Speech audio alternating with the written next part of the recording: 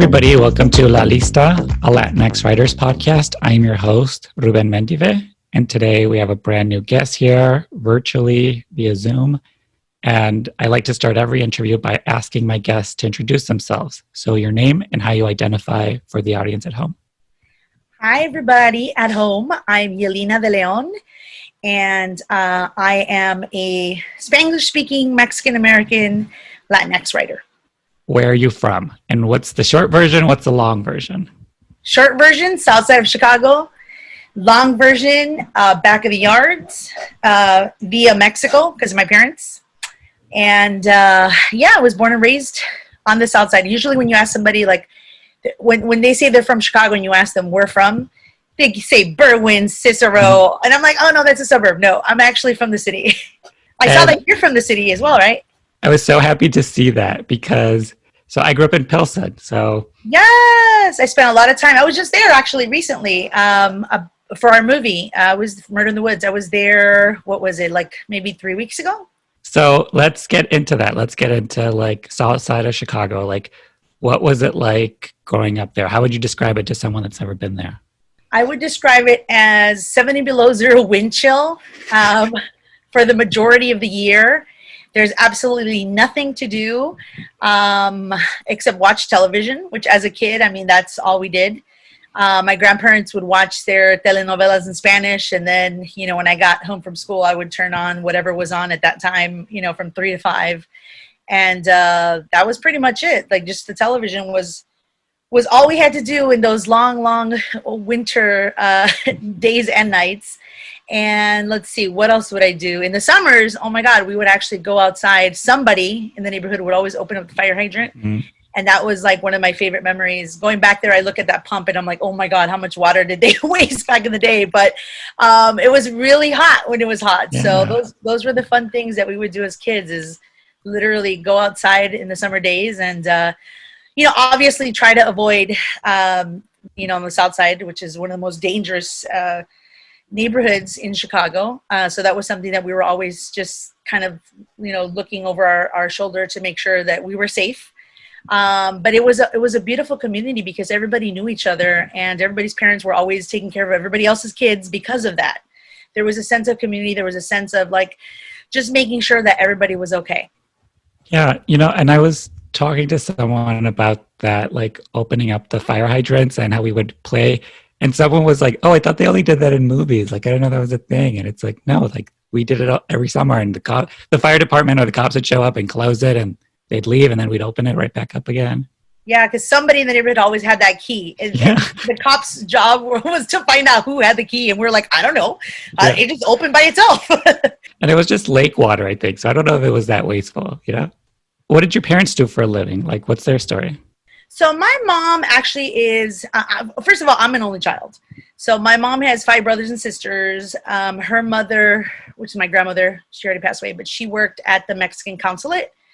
So she worked downtown. She had a job. My grandfather came over as a bracero, and he worked at he actually retired from there. It was really close to our house. So every day he would literally bring home the bacon. He would bring home ham, bacon. I mean, we ate pretty good. And my mom, because of that, my mom was back and forth between Mexico, Tampico, Madero, Tamaulipas, which is like off the Gulf of Mexico near Veracruz. And she was back and forth because she actually went to school here in the States, then in Mexico, and then she would come back and they would say, oh, your credits are not valid. You have to retake this. So my mom was literally like back and forth with her schooling. So she initially studied to be a chemical engineer. My mom was a brainiac. She's just one of the most brilliant women I've ever known. Actually, she's got a brain that I'm like, Mom, how do you know all this stuff? She just loves to read. She's read everything under the sun. So studying to be that, but then when she married my father, obviously, they had me, and she was like, I can't go and take those classes because there's a lot of chemicals I have to breathe and things like that. So she opted to get the easiest at that time, according to her, certificate, which was to become a teacher. So then she went to UIC in Chicago and she received her bachelor's, and then she went and got a master's in French and Spanish linguistics. So my mom's a linguist. She's a French, Spanish, English teacher, retired now. Actually, now she's a Reiki healer. Hmm. But that's her journey. And then my father, who lived in Mexico, my father already passed away, but my father was actually a musician. That was his love all his life. He was a musician, but of course in Mexico you have to make a living and go to school. So he ended up becoming he got his doctorate in the history of Mexico. So he was also a scholar, was a principal at one point, a superintendent. He was an educator, and he actually would teach the history of Mexico. So I would always be hearing all these stories, but his Mm. love, his passion was music. I always like to get a sense of people during their like high school years, so like 14 to 18. Who were you at that time? Who were you pretending to be? And how did other people see you? You would think that that at that point everyone's pretending to be somebody. I have always known who I was since I was a kid, and I've just always been me. And people either love that confidence or they don't. I always spoke my mind. I was always the chosen leader. I never put myself in a position where I'm like, oh, we're doing this. But people would always come to me since I was a kid to say, hey, I have this issue, this problem. Can you help me with it? Can you go talk to the teacher? People were afraid to speak up. And I think that has to do a lot with, at least in my case, in my neighborhood, with language, believe it or not. Because I know as a kid, I mean, I went to Mexico for the first like 5-6 years of my life. And so I learned Spanish and English at the same time. But whenever I was in Mexico, my mom would be like, don't speak English, don't speak English. They're going to charge you more money. And sure enough, wherever we were, if they heard one little, my accent, oh, this pocha, it was like, they're going to charge you more. And then when I was in the States, when I would come back, they would be like, my mom would say, whatever you do, don't speak Spanish, because it was a bad thing. And I remember like being in grammar school, and they actually would charge us like 10 cents, 5 cents every time we would say something in Spanish. So it was crazy. But I went to bilingual education until 3rd grade. So I learned how to read and write Spanish at the same time. I actually wrote a book about it, children's book. I'm a published bilingual children's book author. The book is called Yely's First Day, and it's about an experience, semi-autobiographical, of this little girl who is afraid to go to school because she can't speak English very well. So that was my experience in high school, was that I was always just being nominated for things because I am vocal, and I could put anything in writing and defend people, things like that. So I was very popular as well. Again, not by choice. I don't know how. People just really knew about what I was doing. I went to a performing arts high school, which is Curie on the Southside. So if you look at my yearbook, I'm literally like in every freaking thing. Not by choice, but people were like, hey, can you be in the Art Honor Society? I was like the president of that. And like, just everything and anything, yearbooks. I'm like, okay.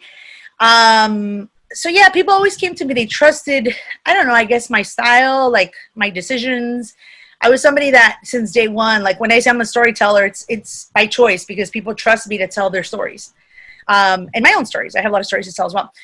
But yeah, I was pretty popular. I was a musical theater major. That's my bilingual brain there.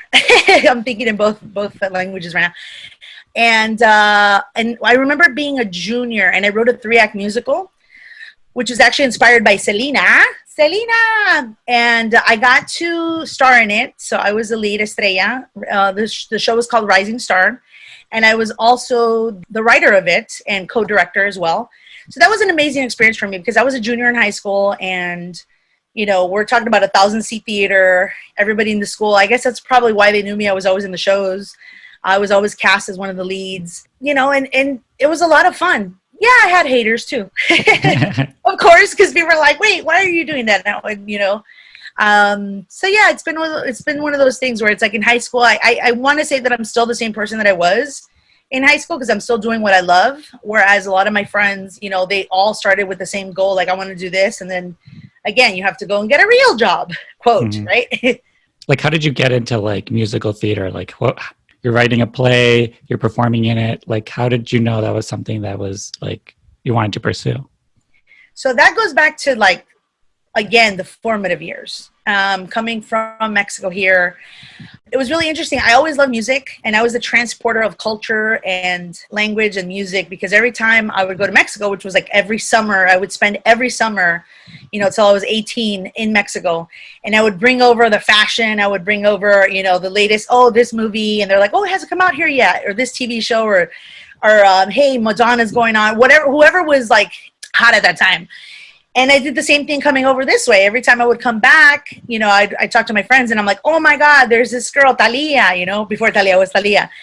And I would just bring over, this is back in the day, old school cassettes. So I would bring it over and I would play it for my friends. And they'd be like, oh my God, you know, so now there was like new fans of that culture over here, of that music. So music was always something, because my dad was a musician, I never pursued any instruments. I'm actually learning piano now during COVID times that I have time. I'm learning it now. My dad, he knew how to play like 7 instruments. I mean, he just loved music. So that was something that was always in the house. To be honest with you, I think the first experience I ever had with like storytelling has to do with this. I don't know how old you are, but there was a TV show called Crime Story. It was probably before your time, but your family might remember. They came to shoot in Chicago. And they were looking for places to shoot. And this was before drones. So there was no such thing as a drone. And they needed a shot from like the 2nd floor porch, which we had a 2nd story house. So they came and they knocked on the door. And it was this man, you know, I came downstairs and I'm like, yes, can I help you? And he's like, is your mom home? And I'm like, no, she's working. And they're like, oh, are you here alone? I'm like, no. And they're like, oh, well, who's the owner of the house? And I'm like, my grandmother. They're like, oh, well, can you tell her that we want to talk to her? And I was like, oh, okay, hold on. I don't think so, but okay. So I went upstairs, and my grandmother was very hard of hearing. I don't know how my voice is coming across right now, but I have a very loud voice because I grew up having to speak very loudly for my grandparents to hear me because they were hard of hearing. So I tell my grandmother, there's a guy downstairs. He wants to shoot something here, he said. And she's like, oh, no, tell him I said no. So I come back downstairs. I'm like, oh, no, sorry. She said no. And the guy was like, oh, well, tell her we have some money. We have like $400. And I was like, what? Okay. So I go upstairs. I'm like, hey, grandma. And they said they have $400. And she was like, oh, okay. Bueno, sí, dile que pase. So little do we know that for an entire week, the whole cast and crew, and I'm talking like NBC primetime production, was in my house. They were there for an entire week. The late Dennis Farina.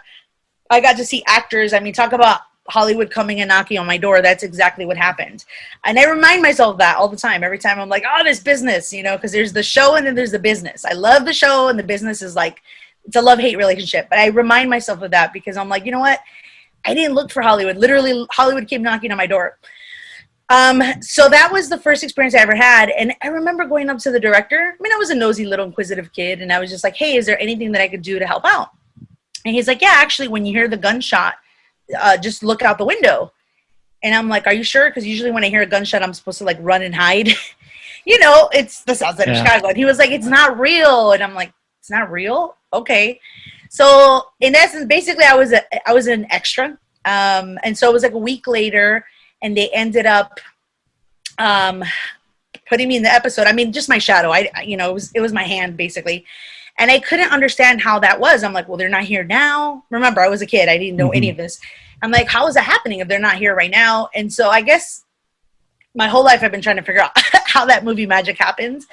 And so when it was time to go to high school, because in grammar school, I did a lot of oratory contests. I did a lot of writing contests. Again, like my teachers were the ones that were pushing me and were nominating me. And they're like, you can do this. And I'm like, okay. So I just did it. Because again, what else is there to do on the Southside of Chicago when it's dangerous outside and it's freezing, right?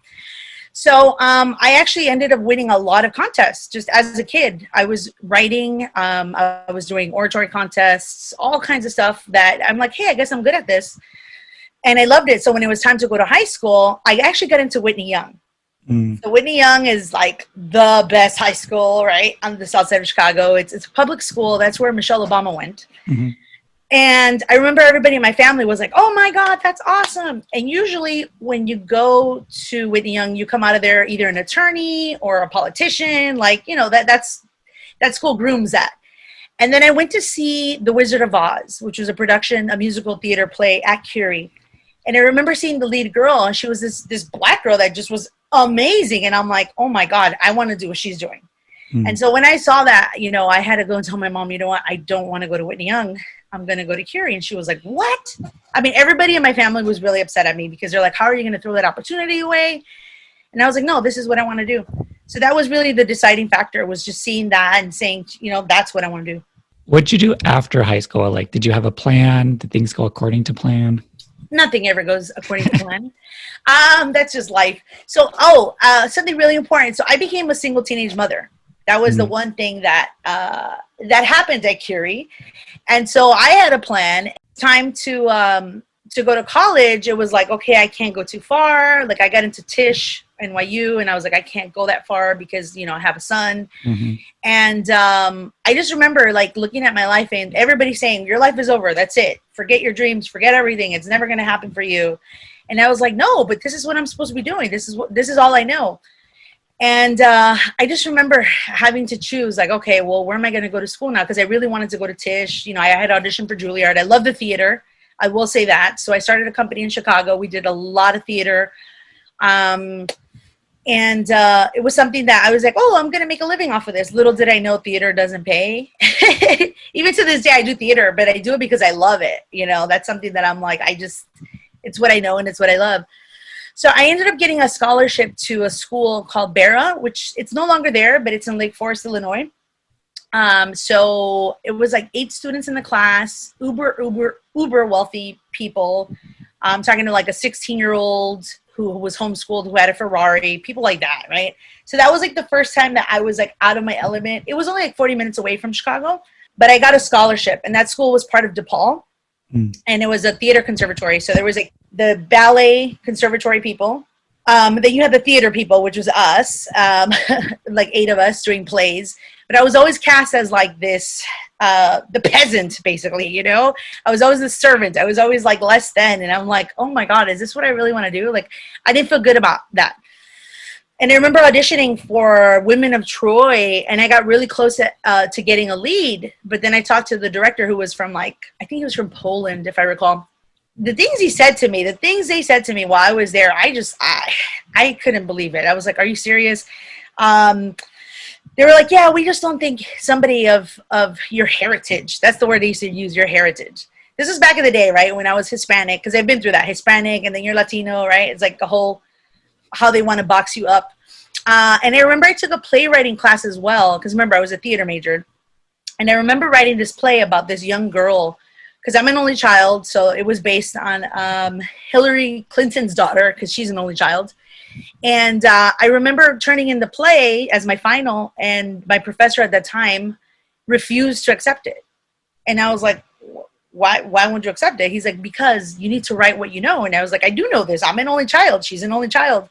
And he's like, no, you need to write about crossing the border. You need to, write about, and I'm like, well, I was born in Chicago. I don't really know about crossing the border. He's like, well, I'm sure somebody in your family does.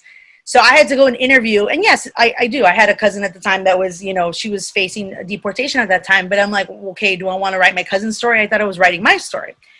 So it was one of those things where it just really hit me at that point where I was like, do I really want to be here with all these uber wealthy people that are looking at me like, this is who you are. This is what you have to do in order to pass and get this grade. And I was like, no, that is not who I am. And that is not what I want to do. So I ended up writing that play as well. And I turned both of them in. I was like, look, you grade me on whichever one you want, but I know that this is the one that I wanted to write, and this is the one that you want. So there. And that experience at that time, I was like, I just didn't want to be there anymore. I wasn't happy. They were robbing me of that joy of like what I love to do. So I ended up transferring. I went to Columbia Film School. Unfortunately, I did it in the winter. So you have to imagine 70 below zero wind chill outside with the freaking Bolex freezing. My hands are like, with guantes. And I mean, it was a horrible experience. I'll just say that, because shooting in the cold of Chicago is not what you want to be doing. But I did some short films there, and I learned how to edit old school style and how to shoot and direct and all that. And that was really fun. But then I got invited to an event that was happening here in LA, because I actually was the representative of a magazine, which is still around right now, called Latin Heat. So I was a Chicago rep writer for it. So I would bring out plays from LA to Chicago, because there was nothing like that there. And so I would produce, shows, and I just would always tell them what was going on in Chicago. And I think the first time I came to LA, and I remember meeting so many people at this event, and there was this wonderful woman who was a manager. She was like, oh, so you're an actress? And I'm like, yes. And this is a time where you were not supposed to say you were a writer. Okay. It's a much different time right now. It's like the word dramedy right now. Okay, right now I love that you can say I'm a dramedy writer, because for years people are like, are you a comedy writer or are you a drama writer? You have to choose one. And are we talking 1 hour or are we talking half an hour? I mean, it was like very, cookie cutter dry. I remember that time she was like, well, if you're an actor, don't say you're a writer. And I'm like, why? She's like, just don't, because they don't want that. If you're an actor, you're an actor. If you're a writer, you're a writer. So it was one of those things where it was like I had to choose, and I was like, okay, yeah, well, I do both, and I love them equally. But she was like, no, you have to choose one. And I was like, okay. She's like, there's this audition for this show that's coming out. It's a series regular. She's like, I want to hip pocket you. And I was like, what does that mean? I had no idea. She's like, I'll send you out to the audition. If you book it, then I'll sign you. And I was like, okay, sure. So here I go. I auditioned, and guess what? I booked it. It was a series regular role. And I got tapped partly into SAG, and I was like, okay, now what? I guess I have to move to LA, And so I came out here. I was on that show for, I guess it was like a year and a half. And I remember reading those scripts, and the stuff they wanted me to say was like, oh my God, look at my lipstick. It's horchata brown. And I was like, who wrote this? And do they know that horchata isn't brown? Like, I was like, I can't say this, So again, I was vocal. I spoke up. And I remember one of the producers saying, oh, well, I did read in your resume that you're a writer. Do you think you could write something? That's my funny producer voice. And I was like, yeah. He's like, okay, well, go ahead. So I went home. I wrote this episode. I knew all the actors. There was like 5 series regulars. So I had their voice in my head, and I knew the characters, and I knew the story. So I ended up writing this episode, and it came back, and they gave it to this guy really high up on the ladder. I mean, that guy was like the decision maker, and he called me into his office, and I was like, oh my God. Mind you, I was young. I was like, I don't know what's going on here. Am I in trouble? What's going on? And he was like, I've never said this to anybody, but we're going to shoot this as is. He's like, I have no notes for you. He's like, I don't think that's ever happened. No notes. And I was like, really? Thank you. So we shot the episode, and after that, it was so funny because some of those actors were trying to friend me because they wanted more lines. I guess they thought that's how it worked, and I was like, okay. So that was an awesome experience because I actually got to be a series regular and a staff writer on a show at the same time, and I was like, wow, this is awesome. But I did end up going back to school later in life after being on the industry as an actor. I was gonna say as a writer, but again, it's still, we're talking like decades of like, don't say you're a writer, even though I've, been writing since I was, I don't know, 7 years old. I even remember like when I got into USC, I got into their film program, master's degree. My mom was like, I hope you're not going to school to be a writer. And I was like, well, why do you say that? And my mom's like, because you are a writer. And I remember at that time I was like, oh, wow, that's so true. Yeah, no, I'm not, that's not why I'm going there. She's like, okay, I'm just making sure, because that's a big commitment, And this is right after I went back to school and I finished at UCLA. So I received my bachelor's in film, TV, theater, and Chicano studies. So that was a whole different experience as well, because it was just like, I just love learning, and being there. And I went straight from there to USC, which was a whole different experience. But not that much different, actually, than the first school that I went to, where people were trying to tell me who I was, what to write, who I am. And now I'm like a grown-ass woman. You know what I mean? Yeah. I'm like, I raised a son. Like, I know who I am. I know what I want to say. But still, there's always all these people telling you, nope, go this way. This is who you are. I'm like, that is not who I am, So I've always had that struggle, but I've always been very clear with my vision, because I do know who I am. There's something to be said about going into these like institutions where they're not really built for people like us. So then the only way they can frame who you're supposed to be and how they can teach you is by like putting you in a box to be like, well, we don't know about that. You have to be like this. That's the biggest thing that I will say was my whole life I've been looking for somebody to read my work and not have to explain to them the cultural references. Mm-hmm. And it's, in an institution, I've never found somebody like that. Honestly, I have to say that I've had to defend my stuff to the point where I'm like, God, am I going to have to go back and get my degree and be that teacher that I've always wanted to have? And it's interesting because I actually taught at Cal State LA last semester, right as COVID was going down. And because my parents were educators, I always said, no, I'm not going to be a teacher. That's not what I want to do. Because I could have done that, a long time ago. But I enjoyed it so much. And I was like, wow, this is what it feels like to have somebody that understands the work and isn't like judging it the way that I've been judged so many times, So to me, that's really important. Over the summer, I love to teach kids. I volunteer at Casa 0101 to teach filmmaking and acting for kids. Because I think it's very important for them to see that, what, if she can do it, I can do it. And just for them to have that that person that believes in them and says, what, yes, you can do this. So that's always been interesting. But I will share a story that happened to me because I think it captures exactly what you just said right now. While I was at USC, I was doing a short film.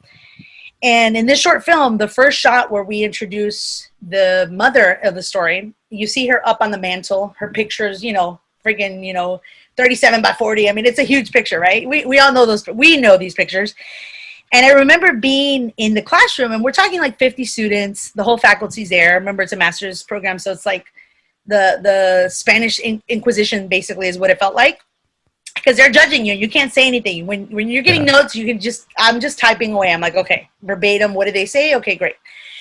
And I remember one of the professors, and this is somebody who has done like $200 million movies. So they're like, they're legit. And I remember her saying, you need to delete that scene. I don't like the way you introduce that character. And I was like, well, what's wrong with it? And she was like, these are poor people. They eat rice and beans. There's nothing for them to be proud of. And the way you're like putting her up there on the mantle, like she's the president of the United States or like the mayor of the city, like it just doesn't seem right. And I'm just sitting there, and again, I can't rebut, I can't say anything. And it wasn't until this other woman who, she's actually, I want to say she's Middle Eastern. She raised her hand and was like, actually, we have that in our family too, right? The matriarch is always put up on the mantle.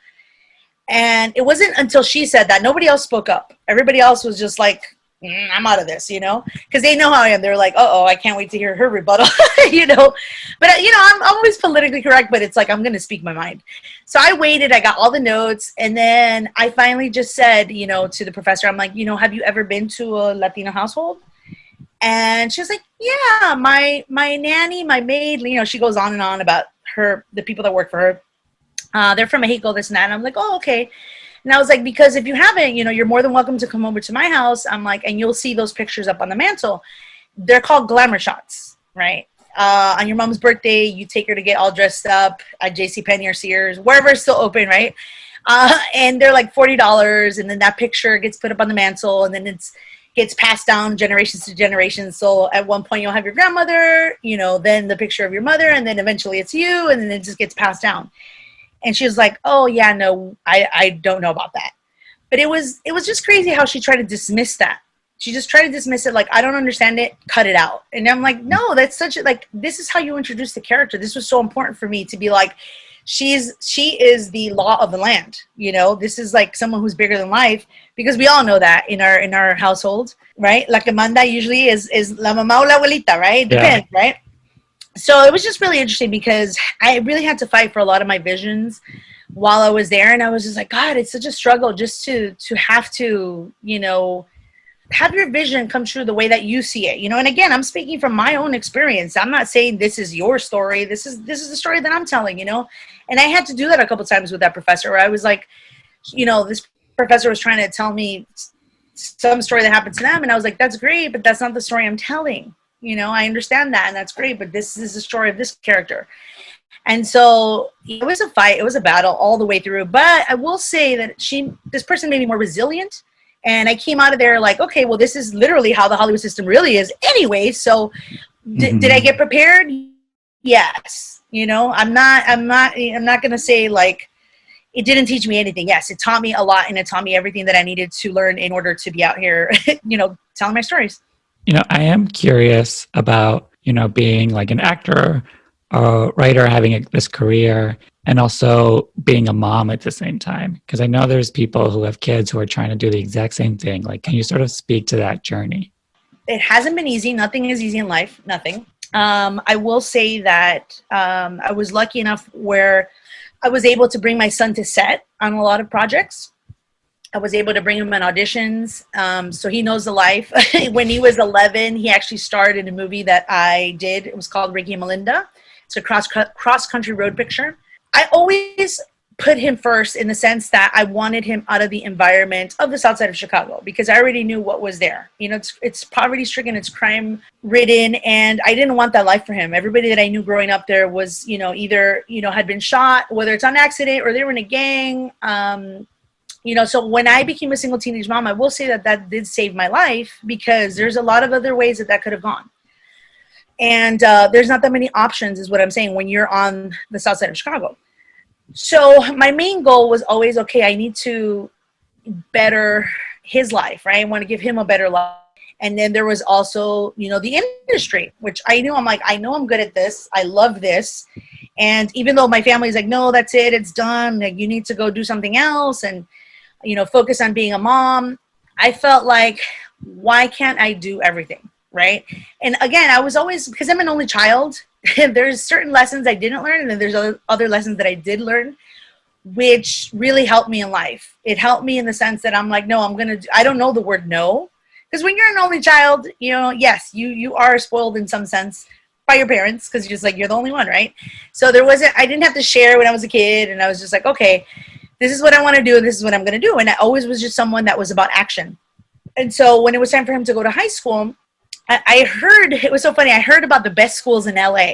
There was like Harvard Westlake, there was Crossroads, and it was like the school where the who's who, the Hollywood kids went to, right? And again, I'm just like, I want the best for my son. I'm like, we're applying. And my mom's like, what are you talking about? I'm like, I don't know, we're applying. So he applies, and he has an interview. And I remember going to that school, it's in Santa Monica. And I'm just like, wow, what a beautiful campus. And just, you know, I feel like, okay, here's a place he can be safe and like creative, and they have theater arts. And this was always something that came from him. I never pushed him though, because I was like, what do you want to do? And he grew up with like the Disney Channel. So he loved the dancing and all that stuff. And so I was like, okay, you know, I always put him in like New York Film Academy, summer camps. I would always put him in camps. And I remember when we got the call and he got in, and I was like, oh my God. Because it's really, really, really hard to get in there. They only have like 8 spots available because they have, I guess they call them lifers. And these are kids that go since they're, you know, preschool. So there's not a lot of spots. But he got in, and then I was like, oh my God, he got in, yes. And then I'm like, oh wait, how much is it? And how the hell am I going to afford this? I was like, oh no, what? And I remember having that moment where I'm like, oh yeah, okay, let's figure this out. And you know what? When there's a will, there's a way. I mean, I figured it out. You always figure it out. As a mom, when you want something for your child, you always figure it out. And I just figured it out, you know. So he went there.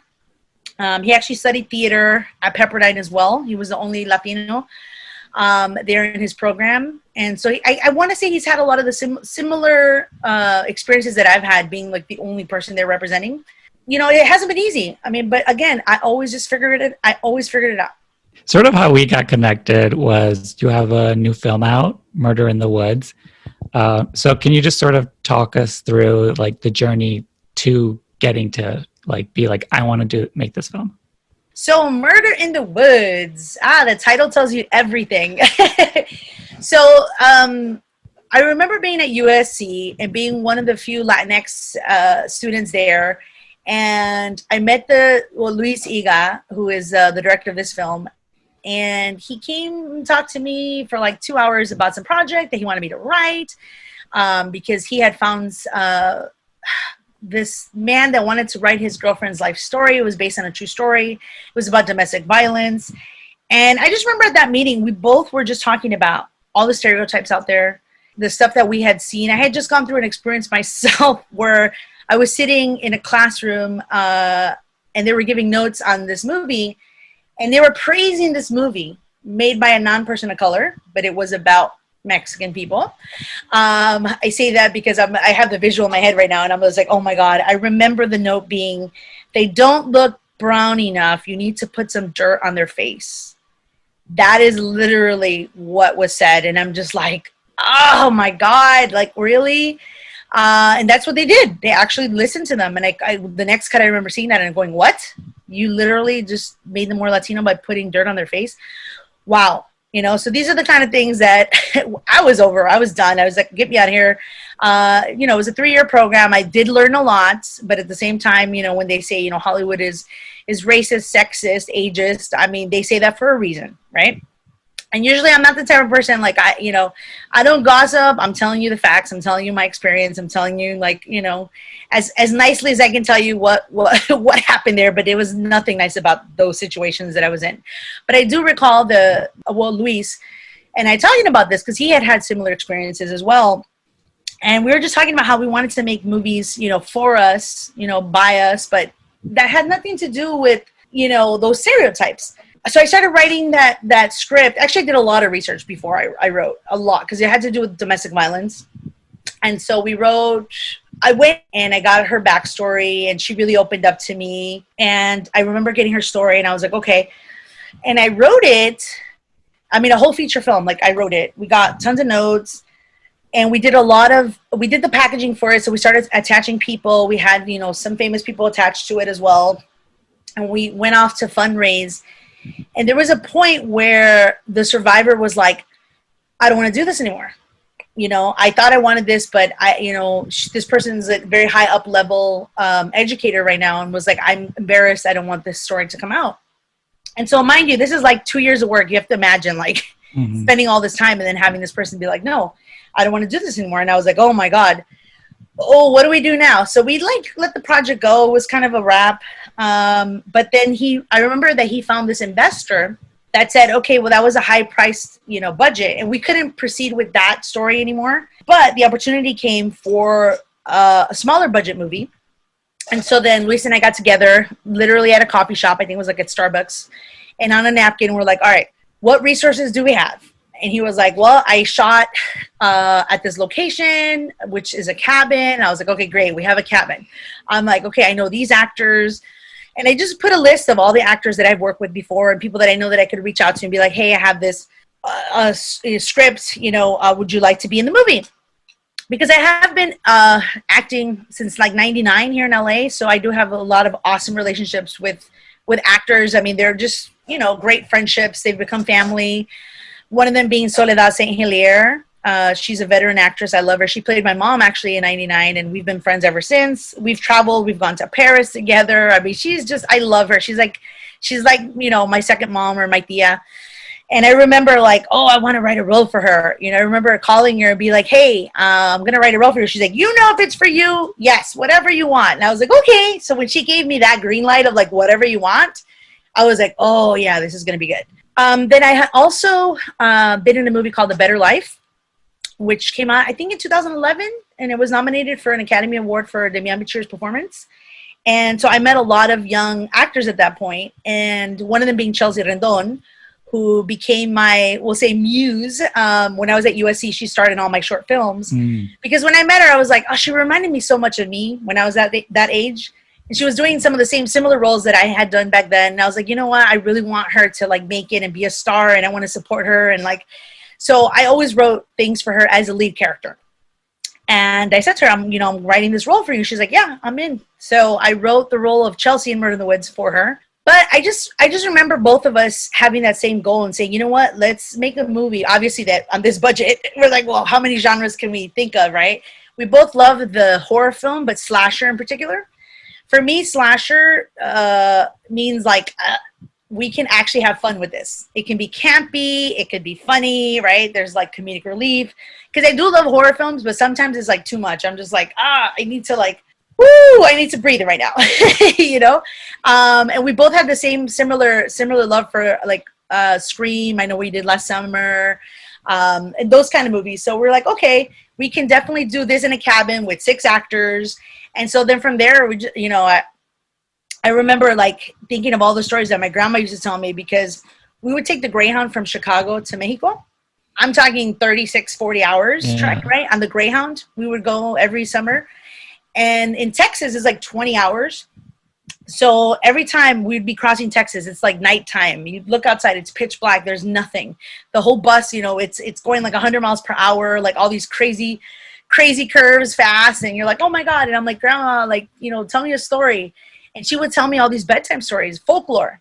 but everything, de todo. I mean, everything. Not just the ones that we all know, like Llorona, like El Cucuy and Los Duendes, but she would like personalize these stories because that's the kind of storyteller she was. You know, she's like, she would tell me, like, one of my favorite ones was when her mother told her, las niñas no salen después de las 12. Or de las 10. Yeah, después de las 10. Porque a las 12 pasa algo muy feo. And I'm like, oh, what happens, right? Because I'm looking at the time. I'm like, it's almost 12. I don't want to know.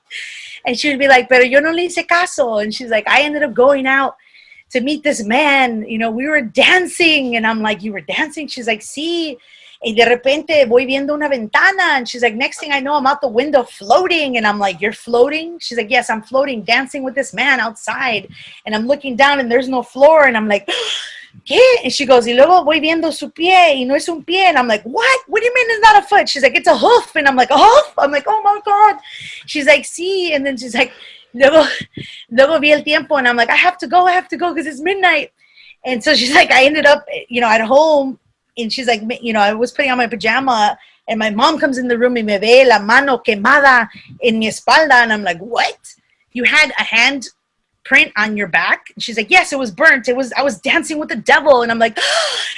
Estaba bailando con el diablo. Oh my God. So she would tell me these amazing stories like that, but first person, like they happened to her. And they were so that I could learn a lesson. They always had a moral or a lesson to be taught. So I love that kind of storytelling because I'm like, this is awesome. You know, I felt so many emotions while she was telling me all these stories. And I was like, that's the kind of roller coaster that I want to take people on, right? It's a fun roller coaster. I mean, one of the funnest things to do, at least I know in my family, is to scare somebody. Whether it's a prank or someone's coming out of the bathroom, you're like, ah, right? And it's always fun when you're scaring somebody, but when they scare you, you're pissed. You're just like, oh, I hate you. Leave me alone, right? So I was like, okay, I get to scare people. I get to like have a lesson and a moral. I also am a big Agatha Christie fan. I absolutely love the whodunits. That's one of those things that I'm like, okay, we can have fun with this. Especially because the whole cast was Latinx, multicultural. So you don't know who's going to go first. Usually it's that token person of color. But in this one, you got to keep guessing. You don't know what's going to happen, you know? And that's really why when I saw the film, saw the trailer, I was like, oh, Latinx slasher. Like, I was like, I can't think of another equivalent to this. So, like, we got to check it out. We got to support it. So can you sort of tell the people what the premise is and where they can find it? Sure. So Murder in the Woods is a whodunit mystery about 6 friends who go up to celebrate a birthday on a weekend. And suddenly people start disappearing and things start happening. Because the cabin has a secret that it's holding and everything is unraveling as we speak. Without giving spoilers, that was a very general storyline. But I will say that it is a fun, campy film. It's very nostalgic. It is the film that I would have loved to see when I was growing up. And you can find it right now. It's actually streaming now in VOD. So if you go to murderinthewoodsmovie.com, you can see all the platforms that we're on, Fandango Now, Vudu, Amazon, and a bunch of other, Comcast, Spectrum. So you can get that. And we really, really, really are really happy with the reviews. We've been getting really great reviews from a lot of people. Our Rotten Tomatoes is pretty high up there. So if you do see it, I will please ask you to go and give us a review at Rotten Tomatoes or IMDb or Amazon, wherever it is that you watch the movie. Because that really helps us a lot. You know, all the industry really cares about is the numbers. And this is a movie, we came out actually, believe it or not, in drive-in theaters. So across the country, we were out right as, you know, I mean, COVID is still, you know, it was up and down. So it was one of those things, we were supposed to be scheduled between 100 and 200 theaters is what we were going to come out, like during September, Hispanic Heritage Month. But obviously, you know, COVID hit and all these theaters closed. So that left us in limbo, like, what do we do now, you know, because we did shoot this a while ago and it was just one of those things, you know, it's an independent film. So it's not backed by a studio and the marketing that we have is not the marketing of all the other movies that were up in the theaters. We're talking $10-13 million marketing budgets because we were up against some really big films. But I will say that we have something better than that. We have our community. And our community's voices, I mean, all you got to do is share, like, you know, post it on your social media and let people know. And that, I think, is better than any $13 million budgeting market, you know, because word of mouth is something that I really trust. Yeah. And so what are you working on next, you know? Well, I'm working on a lot of things because I have a lot of time right now with COVID. I've had to learn how to become an introvert. I'm an extrovert. I'm usually out and about. I'm here, there, everywhere. I'm usually traveling, working on a bunch of stuff. Because of this whole situation, I've had to stay indoors, which means I've been writing a lot. I have been writing a lot. And I actually was supposed to be directing a film that I wrote. It's a feature film called Bringing Up Julio, which is about a little boy from Mexico who meets a Karen. So we'll just leave it at that. It's a family comedy, and I was supposed to be shooting in Texas this summer, then everything closed up. But now you need 25% more budget because of COVID.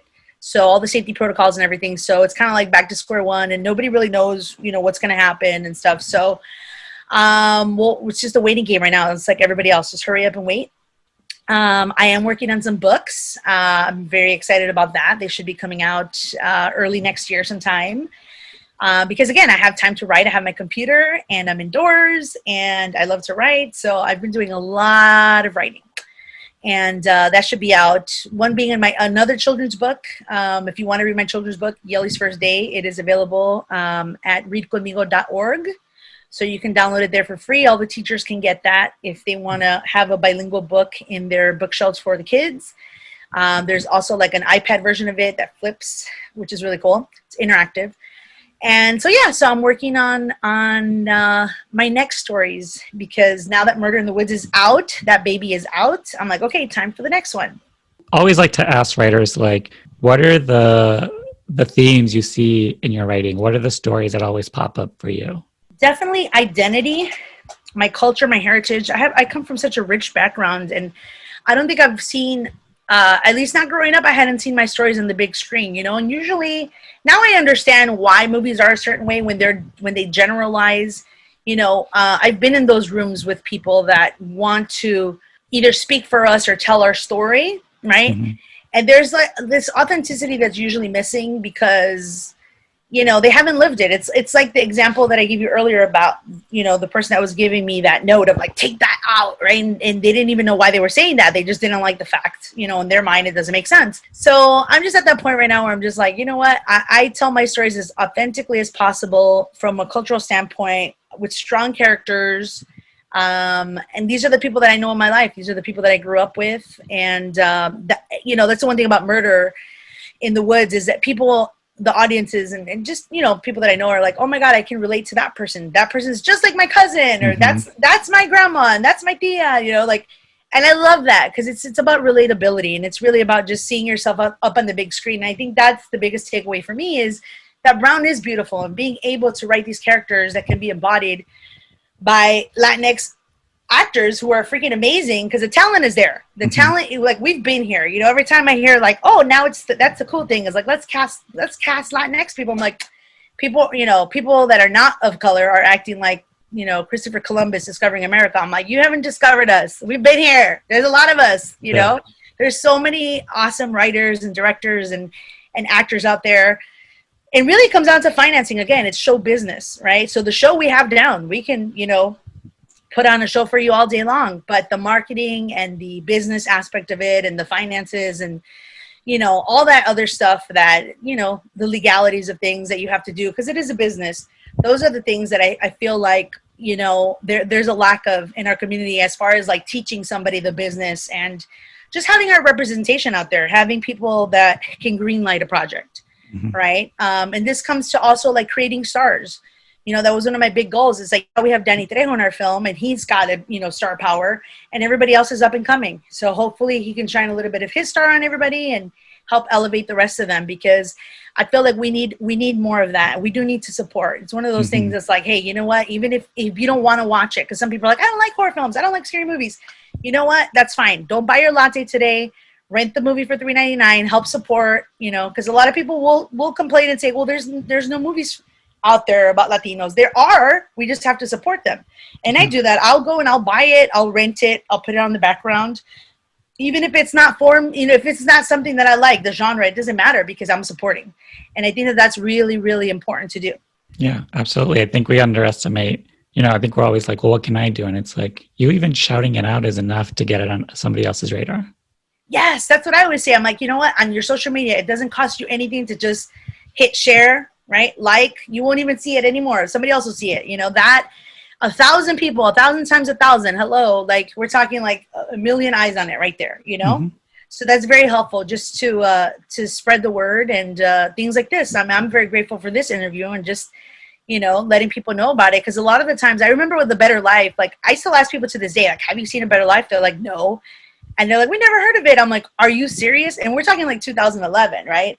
Right now, there's a lot of content. And I know that there's a lot of content. So it's really about making noise right now because we just came out and just letting people know about it. Because, yes, there's a lot of choices out there. And, streaming has really opened up a whole different way of how people watch things, But it's a fun movie. So I will say that, like, if you want to have fun, who doesn't want to have fun? Halloween is coming, you're looking for a scary movie. Like, this is the fun, scary movie. It's a popcorn film. It's not Shakespeare in the Green.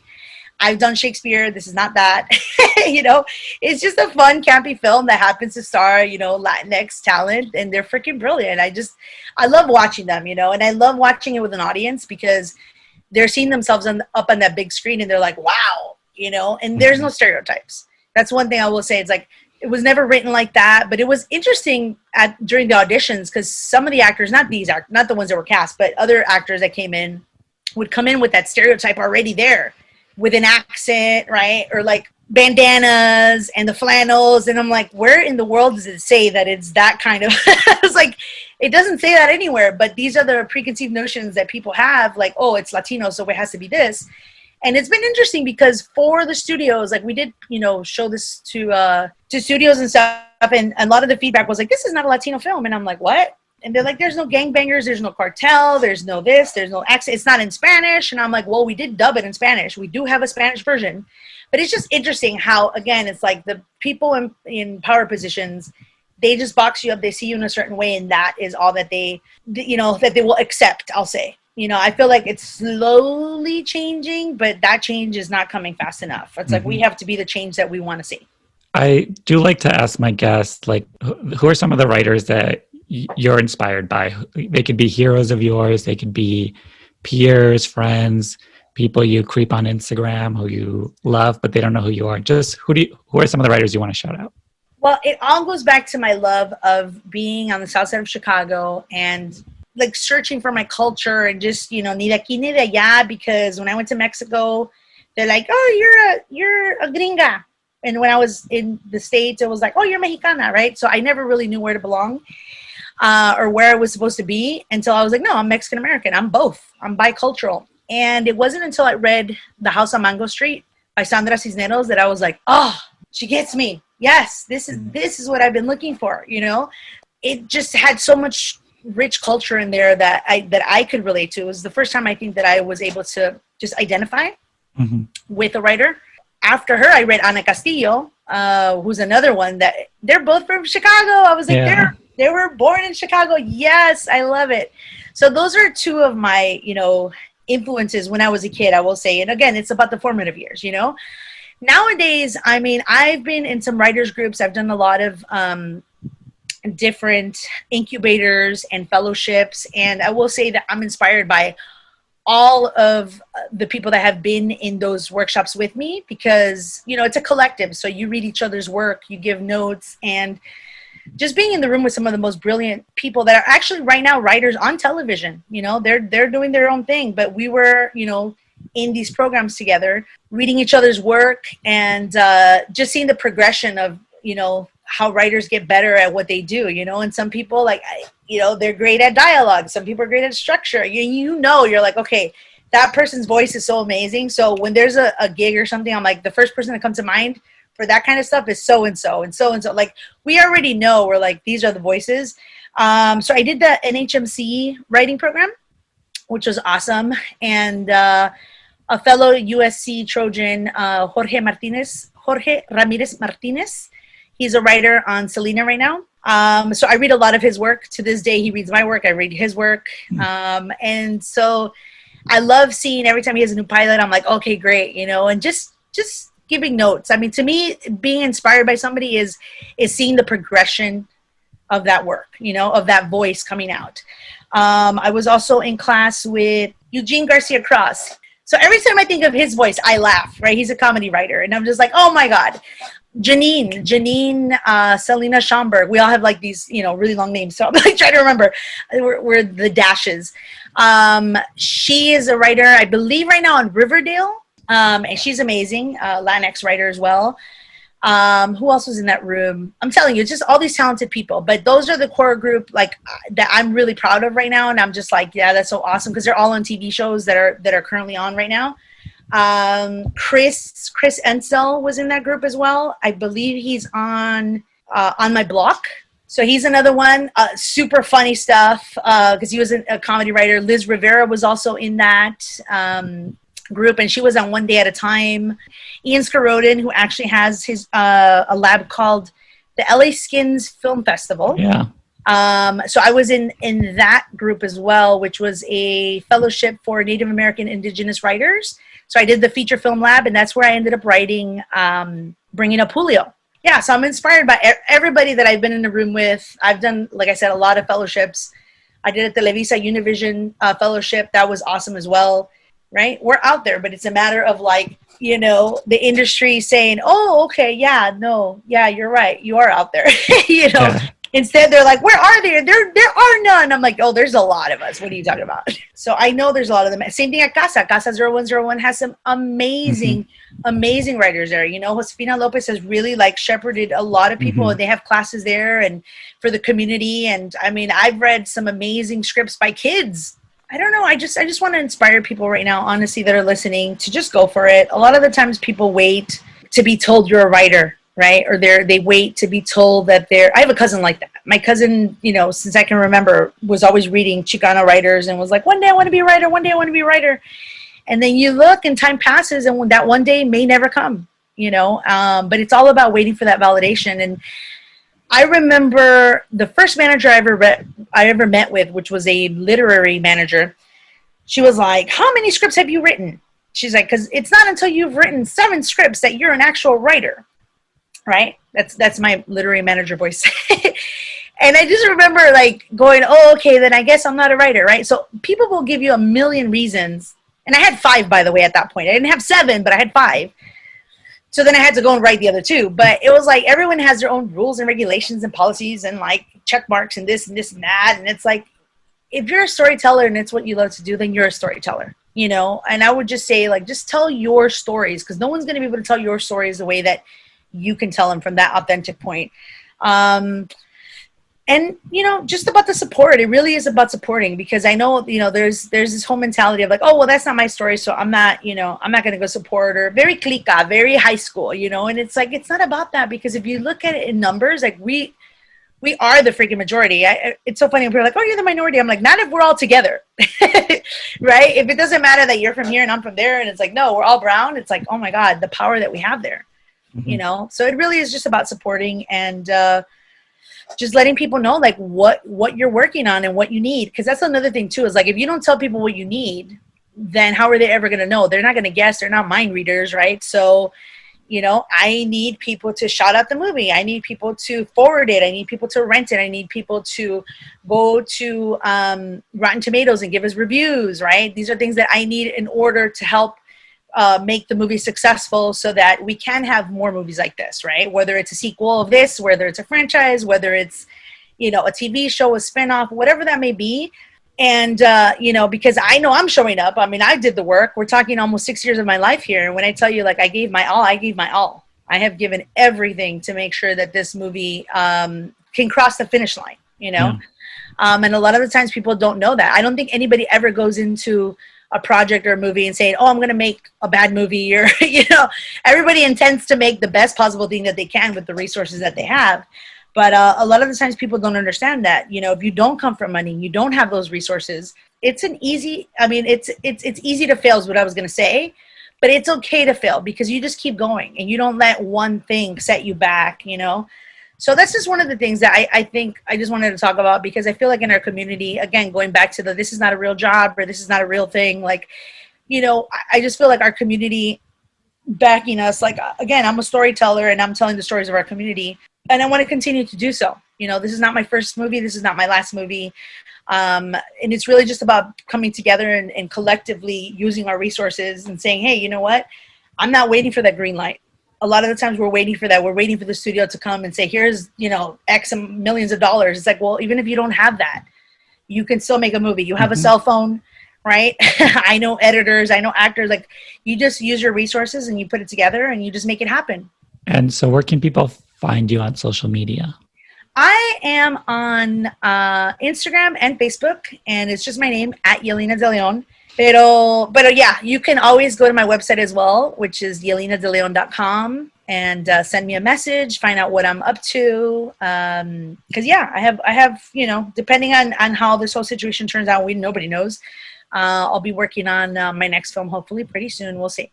I'd like to have my guests help me title the episode. The prompt is a blank Latinx writer. And the title can be based on like your writing, our conversation. I use it as a way to like build community. So when people see the title, they can be like, oh, that's like me. I should follow this person. I should listen to this. I should reach out. A Spanglish speaking, proud Latinx writer. And I say proud because you have to remember, for years I had to hide the fact that I was a writer because I was an actor. So for a long time I had to be like, oh, no, I'm not a writer. Even though I denied it for years, literally. But now I'm a proud writer because I'm like, yes, I am a writer. I've been a writer and I'm also an actor. And so what? Ike, right? So that's why I say that right now. And also I'm Spanglish speaking and I'm proud. Yeah, I guess that makes sense. So I will say that I am a badass, Spanglish speaking, proud Latinx writer. Because people are always like, you're such a badass. And I'm like, okay, yeah, they mean chingona. But